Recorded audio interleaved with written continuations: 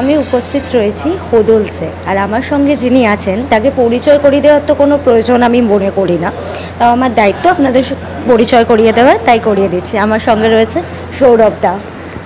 Hello hello hello, কেমন আছো? এই ভালো আছি। আমিও ভালো আছি। বলো। এত সুন্দর একটা সিনেমা, তার উপর সায়েন্টিফিক সিনেমা, আর তার উপর তোমার একটা জমজমাটি চরিত্র, যদি একটুখানি আমাদের দর্শকদের বলো তোমার চরিত্রটাকে নিয়ে। আমার চরিত্র নাম হচ্ছে অয়ন, সে হচ্ছে জুনিয়র সায়েন্টিস্ট এবং সে হচ্ছে জিদ্দা যে ক্যারেক্টার করছে তার ভাই কাম বন্ধু। হ্যাঁ, তার দুজন ছোটোবেলা থেকে বড় হয়ে উঠেছে একসঙ্গে, এবং ছোটোবেলা থেকেই অ্যাকচুয়ালি এই সায়েন্সটা তাদের খুব পছন্দের ছিল। তারা নানান ধরনের জিনিস বানাতো যেগুলো ব্যাকফায়ার করতো, এবং তারপর প্রিন্সিপালের কাছে বকা টকা খেতো, যেরকম আমরা ছোটোবেলায় করে থাকি।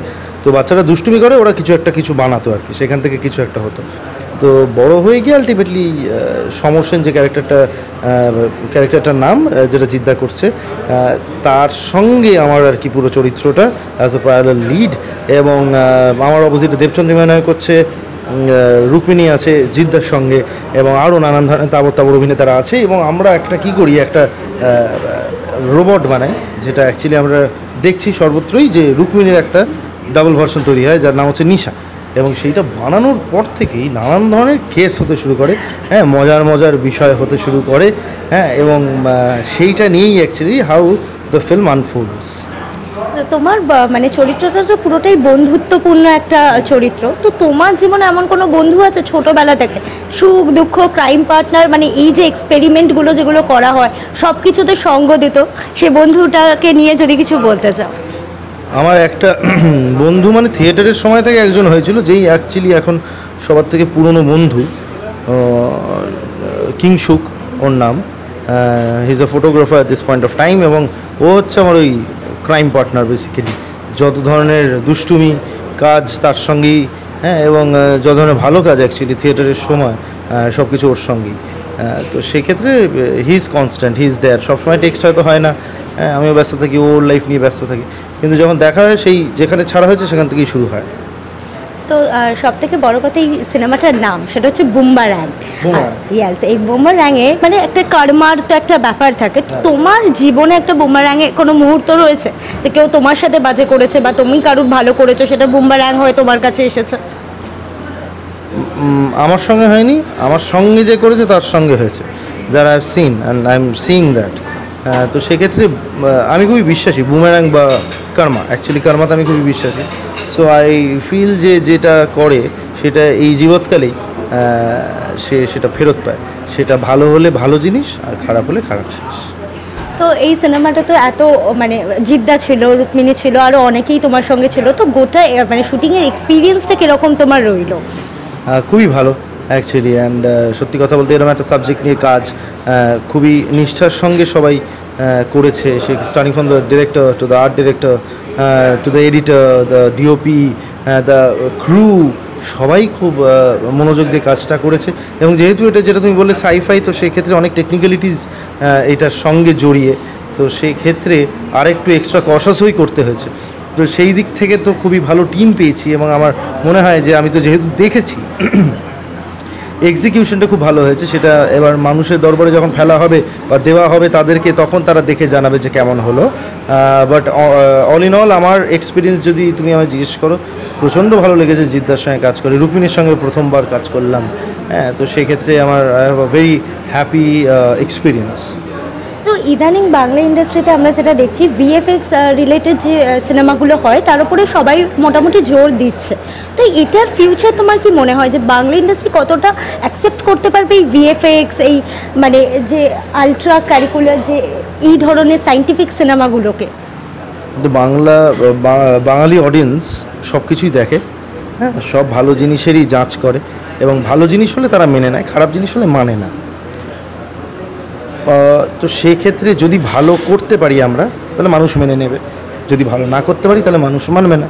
তো সেক্ষেত্রে এই ভিএফএক্স বলো বা এই গ্রাফিক্স বলো বা এই যে পোস্টে যে এত কাজ হচ্ছে, সেগুলো কতটা আমরা অ্যাচিভ করতে পারছি সেটা অ্যাকচুয়ালি মানুষই জানায়।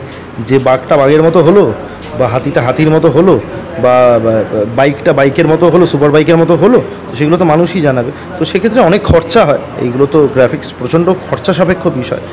তো সেক্ষেত্রে অনেকটা আই নো, যেহেতু জিদ্দার সঙ্গে কথা হয়েছে, যে অনেকটা অনেকটা খরচা করেই অ্যাকচুয়ালি পুরোটা বানানো হয়েছে। তো আশা করব যে যা বানানো হয়েছে সেটা মানুষেরও খুব ভালো লাগবে। আর এমন কোনো মুহূর্ত হয়েছে শুটিং চলাকালীন, যে মুহূর্তটা বা যে ইনসিডেন্টটা তুমি তোমার সারাটা জীবন মনে রাখবে? দেখো, সারা জীবন কি মনে রাখবো না আমি সত্যিই জানি না, বাট যে জিনিসটা নিয়ে আমি ফিরেছি এই ছবিটা শুটিংয়ের দরুন, সেটা হচ্ছে the experience to work with a superstar who will not let you know যে হি ইজ আ সুপারস্টার। ও এতটাই তোমার ভাইয়ের মতো বা দাদার মতো তোমার সঙ্গে মিশবে, শেয়ার করবে সব কিছু, তার এক্সপিরিয়েন্স শেয়ার করছে, তার বড় বড় অ্যাক্টরের সঙ্গে তিনি যখন কাজ করেছেন তাদের মজার জিনিসপত্র শেয়ার করছে। হ্যাঁ, যে আর প্রচণ্ড আড্ডা হয়েছে, মজা হয়েছে। হ্যাঁ, তো সেক্ষেত্রে সেই জিনিসগুলো আমি এখনও ইনফ্যাক্ট অনেক মানুষজনকে যখন জিজ্ঞেস করে যে জিদ্দার সঙ্গে কাজ করে কেমন লাগলো, তো তখন সেই এক্সপিরিয়েন্সটা আমি শেয়ার করি। সো এবার সারা জীবনের বিষয়টা আমি জানি না, বাট হ্যাঁ, কি আমি নিয়ে ফিরলাম এই এক্সপিরিয়েন্সটা, যেটা আমি শেয়ার করতে পারবো বাকিদের সঙ্গে। প্রথম যখন স্ক্রিপ্টটা তুমি পেয়েছিলে তখন তোমার রিয়াকশনটা কী ছিল তোমার চরিত্রটাকে দেখে? আমি আসলে একদম লাস্ট মোমেন্টেই এই বিষয়টা হয়েছে কিছু একটা কারণের জন্য, এবং আমি যখন প্রথম গল্পটা শুনেছি আমার প্রচণ্ড ভালো লেগেছে। হ্যাঁ, এবং দ্য অ্যামাউন্ট অফ ওয়ার্ক বলো বা the character which is a pivotal part of the film, যে থ্রু আউট আছে, এবং থ্রু আউট শুধু আছেই না, তার একটা আলাদা আবার গল্প আছে, তার নিজের বান্ধবী আছে, সেইখানে নানান ধরনের ব্যাপার স্যাপার হচ্ছে, হ্যান হচ্ছে ত্যান হচ্ছে। সো একটা প্যারালেল গল্প প্লটও বলতে পারো। তো সেই ক্ষেত্রে আমি যখন এটা চরিত্রটা পেয়েছি আমার প্রচণ্ড ভালো লেগেছে, and thank god, I was like thank god এটা আমার কাছে এসছে আর কি। মানে আই নিউ এটা শোনার পর যে এটার জোনে বলটা পড়েছে আর কি, ভালো খেলতে পারবো। তো সেই ক্ষেত্রে আমার বিশ্বাস মানুষজনেরও ভালো লাগবে। মানে এটার জন্য কোনো তোমাকে এক্সট্রা প্রিপারেশন নিতে হয়নি, তোমার সাথে মিলেমিশে গেছে চরিত্রটা? সেরকম সময়ও ছিল না যখন আমার কাছে চরিত্রটা এসছে, আমার কাছে অত সময় ছিলই না প্রিপেয়ার করার। বাট হ্যাঁ, এটা যেহেতু কমেডি সেই জন্য আমাকে বেশি প্রিপেয়ার করতে হয়নি, কারণ আমি কমেডি খুব একটা প্রিপেয়ার করতে হয় না, আমি ইনস্টিংক্টে পার্টটা করি আর কি। I have always done that. তো সেই ক্ষেত্রে হ্যাঁ, তো সেক্ষেত্রে আমাকে এইটায় অতটা বেঁচে গেছি, নাহলে হয়তো একটু কেস খেতে পারতাম। তো এটাই অতটা খাটতে হয়নি, বাট অবভিয়াসলি তুমি যখন যে কাজই করবে সেটা মনোযোগ দিয়ে করতে হয়, সেখানে তো তোমার নিষ্ঠাটা থাকেই, হার্ডওয়ার্কটা থাকেই। তো সেই বিষয়টা তো অবভিয়াসলি ছিল। আর এটা মানে সিনেমাটা তো আসছেই কিছুদিনের মধ্যে, তাছাড়া তোমার ব্যক্তিগত জীবনেও একটা বড় চেঞ্জেস এসছে, তোমার বিয়ে হয়েছে, এখন সংসার হয়েছে। তো কি দেখতে পাও আগে সৌরভ দাস যখন বিয়ে হয়নি আর বিয়ে করার পরে সৌরভ দাসের মধ্যে কি কি ডিফারেন্সেস তুমি দেখতে পাও?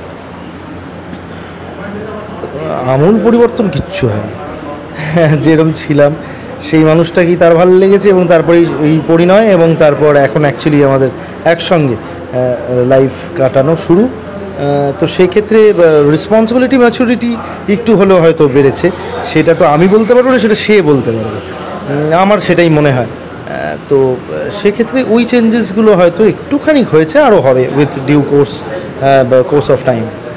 তো তোমাকে কি সংসারে কোনো দায়িত্ব নিতে হয়? এটা কি বলা হয় যে আজকে আসার টাইমে একটু আলু নিয়ে এসো, বা একটুখানি এটা চিনিটা কমে গেছে, চিনিটা একটুখানি দেখো কি করা যায়? এগুলো কি এখন শুনতে হয় সংসারী মানুষ হিসাবে?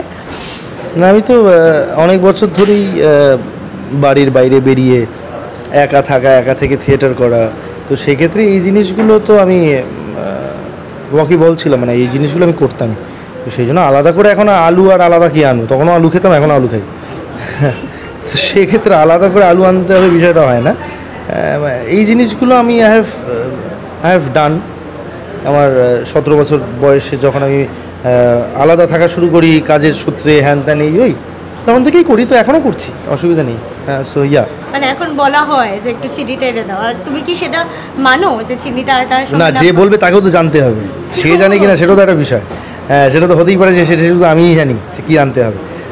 তো সেরকমভাবে আলাদা কিছুই নয়, তবে হ্যাঁ অবভিয়াসলি যা যা জিনিস দরকার সেটা আনি, ও আনে, হ্যাঁ, মিলিয়ে মিশিয়ে। এটা একটা ব্যালেন্সের খেলা, হ্যাঁ, সেই ব্যালেন্সটা বিগড়ে গেলে চাপ আছে। তো আমার ওইটাই মনে হয়।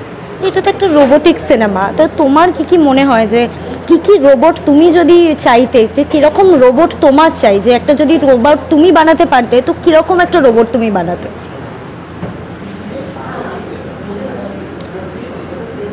কি ফ্যাসিলিটি দিত সেই রোবটটা? আমি চার্লি চ্যাপলিনের মডার্ন টাইমস দেখেছি, সেই সব ফেসিলিটি যেগুলো হেল্প করে সেগুলো আবার খারাপ হয়ে গেলে চাপ হয়ে যায়, তো সেই জন্য আমি অত ফেসিলিটিসে বিশ্বাসী নই। আমি নিজের কাজ নিজেই করতে পছন্দ করি, সেই জন্য আমার রোবট খুব একটা আমার দরকার নেই লাইফে, আমার মানুষ হলেই হয়। মানুষের বিশ্বাস। মানুষের বিশ্বাসী। আর শেষে এটাই জিজ্ঞাসা করবো, দর্শকদের জন্য কি বলতে চাও?